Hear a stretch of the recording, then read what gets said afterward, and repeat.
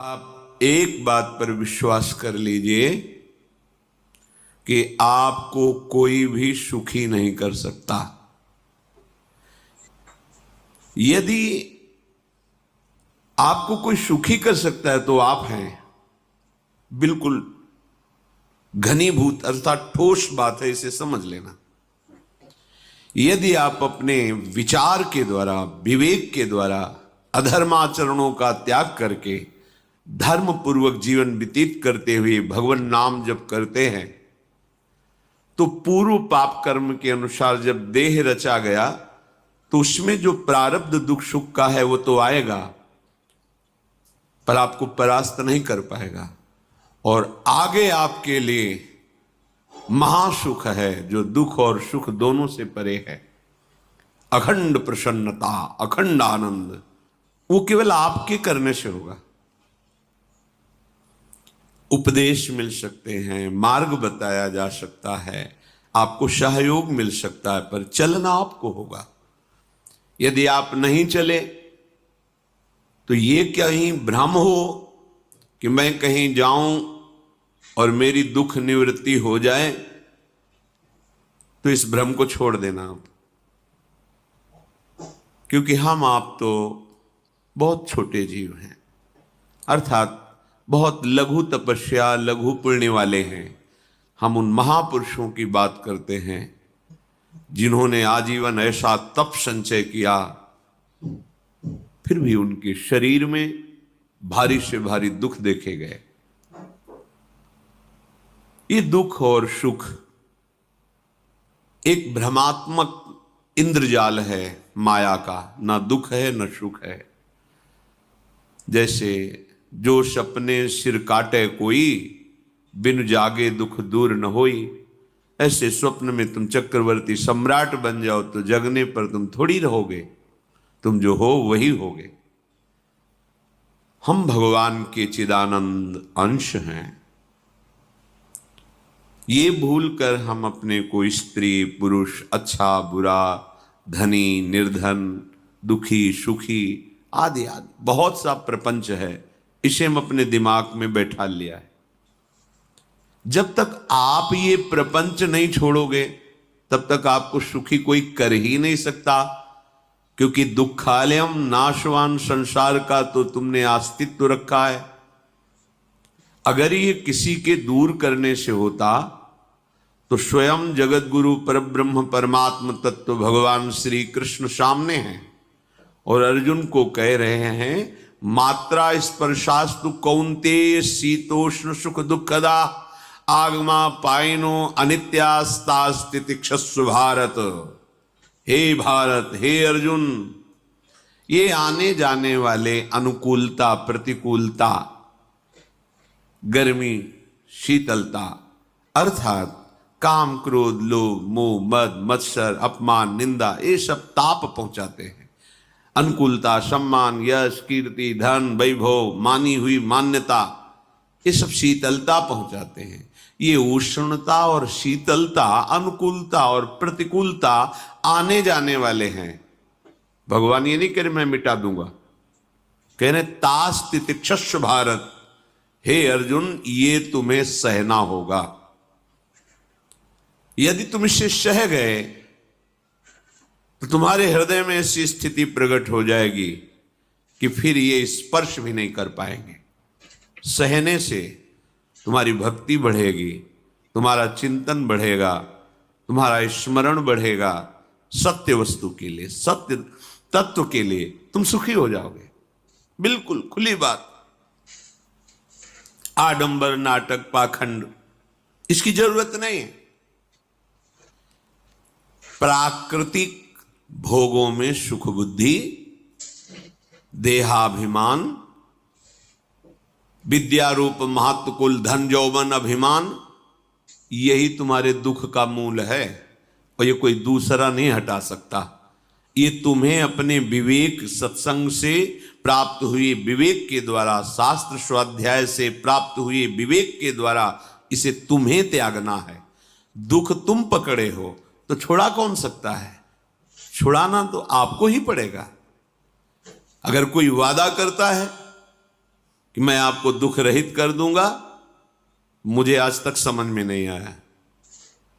दुख रहित होने का जो उपाय है वो गुरुजन, महापुरुष, संत जन बताते हैं कि जब चारों ओर अंधेरा छा रहा हो, कोई अपना न दिखाई दे रहा हो, केवल दुख ही दुख, अशांति ही अशांति, उस समय आप देखिएगा कोई एक है जो आपको बहुत प्यार कर रहा है। वो हमारे प्रभु हैं। आप जिनकी तरफ पीठ किए हो और जहां दुख है उधर मुख किए हो, वापस घूमो, सन्मुख होइएगा। सन्मुख होए जीव मोए जबहि, जन्म कोटि अघनाशों तबहि। करोड़ों जन्मों के पाप नष्ट कर देते हैं भगवान। जहां प्रभु की तरफ हुए तो पता चला बहुत जन्मों से बिछुड़ा था, वो मेरे स्वामी मिल गए। भारी से भारी संकट की निवृत्ति के लिए एकमात्र उपाय भगवान श्री हरि का आश्रय, उनके नाम का जप। सत्य मान लीजिए, आडंबर से कुछ नहीं होना। चाहे जितने जंतुर बांध लो, चाहे जितना जो कुछ जादू टोना जो मनावे सो कर लो, बारी मथे घृत होए बरु शिकताते बरु तेल, बिनु हरि भजन न भवतरी यह सिद्धांत अपेल। विनिश्चितम बदामिते नान्यथा वचांस में हरि भजंती। अटल बात है, यदि भजन नहीं करोगे तो तुम्हें कोई सुखी नहीं कर सकता। तात्कालिक आपको ऐसा लग सकता है मेरा काम बन गया, नहीं, वो तत्कालिक है। हमारा काम बनना तो तब होगा जब हमारा आवागमन मिट जाए, सदा सदा के लिए मुझे ऐसी वस्तु प्राप्त हो जाए कि जहां चाह ही खत्म हो गई, जहां दुख ही खत्म हो गया। वो हमारा स्वरूप है, वो हमारे आराध्य देव हैं। प्रार्थना मान लीजिए, भटकाव से बचिए। ये कलिकाल मलायतन मन कर देख विचार, श्री रघुनाथ नाम बिन नाहिन आन आधार। महापुरुषों ने स्पष्ट कहा है। ये मलायतन मल का आगार है। मल माने कामना, नाना प्रकार की वासना, भ्रष्ट आचरण, छल कपट, दंभ पाखंड, बोलबाला, इसका एकमात्र श्री भगवान का नाम आधार है। जो चाहत है नित्य सुख अरु मन को विश्राम, तो हित ध्रुव हित सो भजत रो पल पल श्यामा श्याम श्यामा श्याम श्यामा श्याम। यदि सच्चिदानंद शाश्वत सुख चाहते हो, जहां से कभी हटना ना पड़े, केवल सुख ही सुख है, आनंद ही आनंद है, और मन का विश्राम चाहते हो कि भाग दौड़ मन की मिट जाए, तो बस प्रेम से बोलते रहो श्यामा श्याम श्यामा श्याम, राधे श्याम, राधा राधा राधा वल्लभ। ये बड़ी शोध करके महापुरुषों ने बात कही है। यदि आप भजन नहीं करते तो आप दिमाग में लिख लीजिए, चाहे अपनी नित्य डायरी में लिख लीजिए, जो आप दिनचर्या लिखते हैं। आपको कहीं भी कभी भी कोई भी सुखी नहीं कर सकता। गांठ बांध लीजिए, भटकने की जरूरत नहीं है। और यदि नाम जप करने लगे, धर्माचरण करने लगे, तो तुम आशीर्वाद देने वाले बन जाओगे। सातरति सातरति सा लोकांतारयति। ध्यान दीजिए, वो तर जाता है, वह तर जाता है, वो लोकों को तार देता है। जब पृथ्वी में भयंकर पापाचरण की वृद्धि हुई, असुरों के द्वारा प्रेरित होकर के जहां भी धर्माचरण, नाम कीर्तन, यज्ञ, हवन, होम, ऋषि मुनि विध्वंस कर दो, क्या हुआ? कोई दूसरा दिखाई दिया क्या? नहीं, किसी की सामर्थ्य नहीं थी। सब मिलकर के ब्रह्मा जी के पास गए, जो ईश्वर कोटि के महापुरुष, सबने ब्रह्मा जी से प्रार्थना की। ब्रह्मा जी ने कहा, हम भी जिनके सेवक हैं, वही प्रभु अब हमारे दुख का निवारण कर सकते हैं। सोचो, आप किसी और से दुख निवृत्त कराना चाहते हैं, जिसने सृष्टि बनाई है, भगवान ब्रह्मा जी भी कह रहे हैं मैं जिनके सेवक हूं, वही प्रभु हमारे और आप सबके दुखों का निवारण करते हैं। तो आपको समझ में नहीं आ रहा कि एकमात्र भगवान श्री हरि ही हमारे दुख का निवारण कर सकते हैं। हमें कहीं भागने दौड़ने की जरूरत नहीं है। साधु समागम इसलिए किया जाता है कि हृदय पवित्र हो जाए, पवित्र हृदय की पहचान बुद्धि में विवेक का प्रादुर्भाव हो जाए, और विवेक से मोह का नाश करके हम निरंतर प्रभु के प्रेम में डूबे, भजन में डूबे। सबने एक साथ मिलकर के विचार किया कि महासुख सिंधु प्रभु से विनय करनी तो कहां जाया जाए, बैकुंठ चले, किसी ने कहा क्षीर सागर चले, अपनी अपनी भावना व्यक्त कर रहे थे। तेहि समाज गिरजा में रहेऊ, अवसर पाई वचन एक कहेऊ, हरि व्यापक सर्वत्र समाना, प्रेम ते प्रगट होई मैं जाना। हे गिरिजा, परम वैष्णवाचार्य भगवान महादेव जी कहते हैं, उस देव समुदाय में हम भी थे। हमने कहा कि हमारे तो हृदय में बात ऐसी आती है कि कहीं भागने की जरूरत नहीं है। हरि व्यापक सर्वत्र समाना, जैसे वो वैकुंठ में विराजमान है, क्षीर समुद्र में विराजमान है, ऐसे कण कण में विराजमान है। बस तुम प्रेम से पुकारो, जहां पुकारोगे वहीं प्रभु प्रकट हो जाएंगे। नाम बाणी जहां श्याम श्यामा तहां, नाम बाणी निकट श्याम श्यामा प्रगट। सिद्ध सिद्धांत है, भटकने की जरूरत नहीं। जहां हो वहीं से प्रिया प्रीतम का नाम पुकारो, नाम कीर्तन करो, उनकी लीलाओं का गायन करो, सबको सुख देने की भावना करो। देखो तुम्हारी दृष्टि बदलती चली जाएगी, भगवत साक्षात्कार करने की योग्यता आने लगेगी। ऐसा ही हुआ। सबने मिलकर के श्री भगवान को विनय पूर्वक आर्त भाव से पुकारा। आकाशवाणी हुई, निर्भय हो जाओ, निश्चिंत हो जाओ, मैं स्वयं अपने अंशों के सहित अवतार लेकर इस भूमि का भार हरण करूंगा। तुम सब बड़े बड़े जो देवता हो, जाओ हमारी लीला में सुख लेने के लिए सब ऋक्ष वानर आदि का रूप धारण करो। ब्रह्मा जी, महादेव जी, बड़े बड़े ईश्वर कोटि के लोकपाल बहुत प्रसन्न हुए, क्योंकि भगवद वाणी सत्य है, त्रिकाल सत्य है। सबको विश्वास हो गया कि अब मारा तो जाएगा ये महासुर, जिसको लगता था कोई ना मंत्र के द्वारा मार सकता है, ना अस्त्र के द्वारा मार सकता है। स्वयं श्री भगवान पधार रहे हैं। भगवान ने जो निरंतर भजन प्राण रहते हैं, कश्यप जी, अदिति जी, वो भगवान के वात्सल्य में भरे थे। प्रभु जब प्रकट हुए तो उनसे कहा, मुझे आप जैसा पुत्र चाहिए। प्रभु ने कहा कि मेरे जैसा तो मैं ही हूं, अद्वितीय हूं, दूसरा कोई है नहीं, मैं ही अवतरित होऊंगा। भजन में देखो कितनी सामर्थ है। जगत पिता को पुत्र रूप में प्राप्त कर रहे हैं।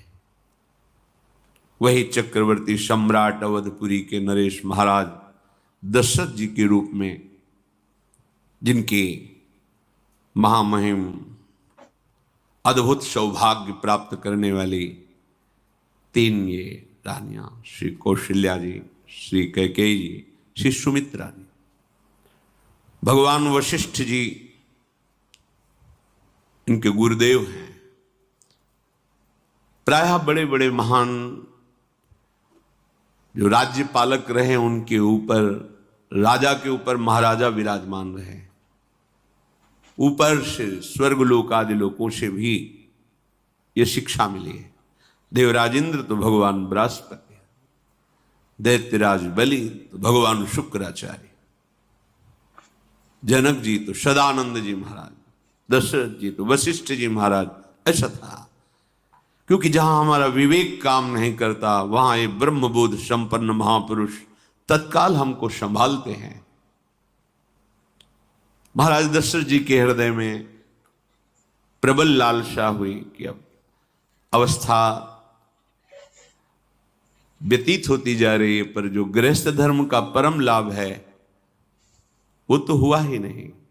वशिष्ठ जी के चरणों में प्रणाम करके कहा, भगवान एक ही बात की असंतुष्टता है, हमारे कोई पुत्र नहीं है।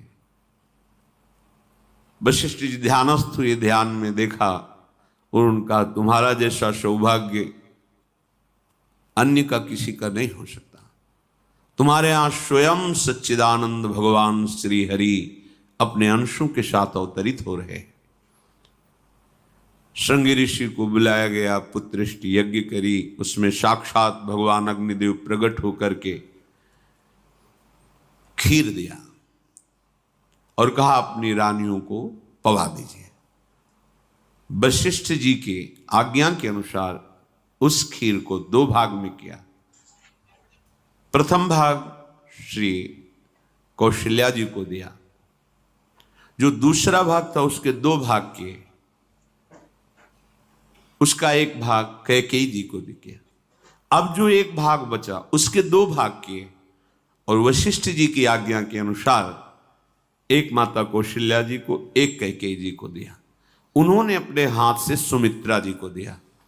तो सुमित्रा जी के गर्भ से लक्ष्मण और शत्रुघ्न, कौशल्या जी ने जो भाग दिया उससे लक्ष्मण जी प्रकट हुए, जो रामचरण अनुरागी, अद्भुत अद्भुत हरि प्रेमी। शत्रुघ्न जी भरत चरणों का आश्रय लिए हुए राम जी का सेवन करते। बड़ा रहस्य है, कितनी मर्यादा है। गुरु की आज्ञा से जहां जैसा विधान होना चाहिए वैसा, तो उस बड़ा मंगल स्वरूप। ये महामहिम जगत पावन करने वाली माताएं मानो अपने गर्भ में अखिल ब्रह्मांडों के स्वामी को धारण किए हुए हैं, जिनके गर्भ में अनंत ब्रह्मांड वास करते हैं, उन प्रभु को अपने गर्भ में धारण करने का अनुभव कर रहे हैं। महाराज दशरथ बहुत प्रसन्न है। ये जीवन का परम लाभ है। प्रभु हमारे कोई भी हो, माता पिता भाई बंधु सखा पति प्रीतम पुत्र, कुछ भी, ये तो ऐसे करुणामय कोई भाव रख लो और गाढ़ भाव कर लो तो आपको अनुभव कराने लगेंगे। जिस भाव से आप देखोगे कैसा सुख महाराज दशरथ जी को हो रहा होगा, जिनको गुरुदेव से पता है कि स्वयं भगवान पधार रहे। प्रतिपल इनके दर्शन करके कौशल्या जी, कैकेयी जी, सुमित्रा जी के प्रेम पुलकित रहते हैं। दशरथ जी अहो भाग्य, साक्षात भगवान पधार रहे। समय व्यतीत हुआ, जोग लगन गृह बार तिथि, सकल भये अनुकूल, चर अरु अचर हर्ष जुत, राम जन्म सुख मूल। ठीक योग लगन ग्रह वार तिथि सब अनुकूल हो गई। कब? जिसके हृदय में प्रभु का प्रकाश हो जाता है। जो प्रभु के भजन में रहता है तो योग लगन ग्रह वार तिथि नक्षत्र सब अनुकूल हो जाते हैं। जो पे कृष्ण चरण मन अर्पित, तो करी हैं का नवग्रह रंग। सब ग्रह नक्षत्र वार तिथि ये जितने भी विघ्न कारक या शुभ कारक है, ये सब शासन में रहते हैं। जिसके हृदय में भगवान नाम चल, जिते विनायक शुभ अशुभ ये विघ्न करे नहीं कोई, क्योंकि भगवान का नाम चल रहा है, हृदय में भगवान प्रकाशित हो गए हैं, परमानंद अनुभव होता है। ऐसे भगवान जगत में प्रकट हो रहे हैं। ये तो कभी कभी अवतार होता है, पर ये अवतार होता ही रहता है। भगत के हृदय रूपी महल में अवतार होता रहता है। जो निरंतर भगवत चिंतन परायण अपने अहम को भगवान के चरणों में समर्पित किया तो भय प्रकट कृपाला, यही हृदय में प्रकाशित हो जाते हैं। हृदय में ही दिव्य वृंदावन प्रिया प्रीतम दिव्य लीला। चैत्र का महीना, नवमी तिथि, शुक्ल पक्ष, अभिजीत मुहूर्त, ठीक दोपहर का समय 12 बजे सब लोगों को परमानंद प्रदान करने वाले प्रभु पधारे। शीतल मंद सुगंधित वायु बह रही है, देवताओं की दुंदुभियां बज रही, पुष्पों की वर्षा हो रही, बड़े बड़े ऋषि मुनि नृत्य कर उठे। जैसे साधना को फल मिलता है हृदय आनंद में, आज समस्त साधनाओं के फल स्वयं मंगल मूर्ति प्रभु पधार रहे। सब महात्माओं का, संतों का हृदय अलौकिक आनंद से भरा हुआ है। पृथ्वी जितनी दिव्यता है सब प्रकाशित कर दी। रस भरे फल, औषधियां, दिव्य मणियां, रत्न जो छुपाए हुए अपने गर्भ में थी, प्रभु आ रहे, सब प्रकाशित कर दी। जलधाराएं जो सूखी हुई थी वो भी। जब ब्रह्मा जी ने देखा कि जो भगवान ने आकाशवाणी में कहा था वो सब सत्य हो रहा है, आकाश में ब्रह्मा जी समस्त देवतागण विराजमान होकर के अंजलियों में दिव्य पुष्प लेकर के वर्षा कर रहे हैं, सुंदर सुंदर अलग अलग वाद्य बज रहे हैं, ऋषि मुनि देवता सब स्तुति कर रहे हैं। प्रणाम मुद्रा में सब खड़े हैं, क्योंकि समस्त लोकों का पालन करने वाले भगवान श्री हरि महाराज चक्रवर्ती सम्राट दशरथ जी के भवन में प्रकट हो रहे हैं। तो आकाश में सब ईश्वर कोटि के महापुरुष पुष्पांजलि अर्पित कर रहे हैं। उसी समय भगवान का प्रादुर्भाव होता है। भगवान कभी गर्भ से नहीं प्रकट होते, लीला होती है, ऐसा अनुभव होता है गर्भ है, पर पहले भगवान भगवान के रूप में प्रकट होते हैं बाहर, फिर वो बालक बन जाते हैं। कभी ऐसा कहीं नहीं मिला, अनुभव होता है ऐसा, समय से गर्भ रहा, समय से गर्भ बढ़ा, ऐसा अनुभव होता है, पर भगवान प्रकट होते हैं। इसीलिए भय प्रगट कृपाला दीन दयाला कौशल्या हितकारी हर्षित महतारी मुनि मनहारी अद्भुत रूप विचारी लोचन अभिरामा तनु घन श्यामा निज आयुध भुज चारी भूषण बनमाला नयन विशाला शोभा सिंधु खरारी कह दुई कर जोरी अस्तुति तोरी केहि विधि करो अनंता माया गुण ज्ञाना तीत अमाना वेद पुराण भनंता करुणा सुख सागर सब गुण आगर जेहि गावहि श्रुति संता सो मम हित लागी जन अनुरागी भयउ प्रगट श्रीकंता ब्रह्मांड निकाया निर्मित माया रोम रोम प्रतिवेद कहे, मम उर्षो बाशी यह उपहासी, सुनत धीर मति थिर न रहे। उपजा जब ज्ञाना प्रभु मुस्काना, चरित बहुत विधि कीनी चहे, कही कथा सुहाई मातु बुझाई, जेहि प्रकार सुत प्रेम लहे। दीनों पर दया करने वाले, बात समझिए। बहुत तपस्या है, बहुत गुण है, बहुत बड़े साधक हो, बहुत, बात अभी नहीं बनी। दीनों पर दया करने वाले।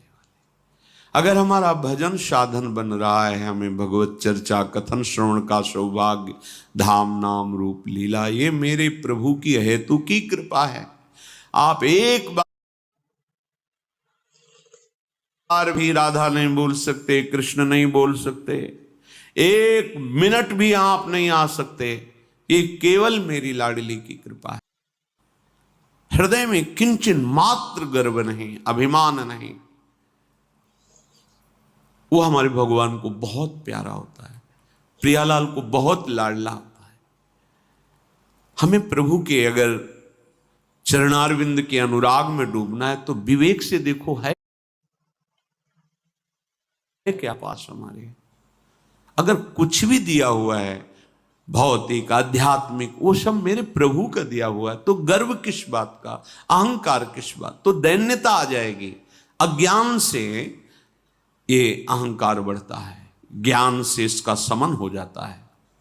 चाहे भौतिक हो चाहे आध्यात्मिक हो, मेरे को सब कुछ मेरे प्रभु ने तो दिया है। ध्यान देकर देखो, तुम्हारी उपज क्या है, तुम भी तो उन्हीं के अंश हो।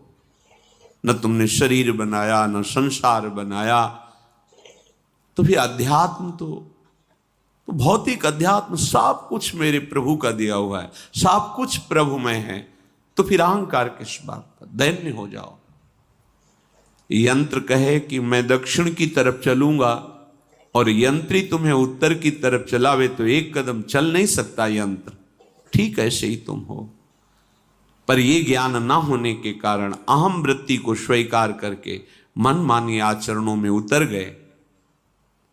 अब तुम्हारा यंत्री माया हुई,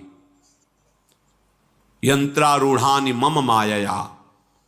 और यदि भगवद आज्ञा का पालन करते हुए भजन परायण, तो आप भगवान के हाथ के यंत्र बन जाओगे, महासुख में निमग्न हो जाओगे। जो दीनों पर सदैव दुलार करते हैं,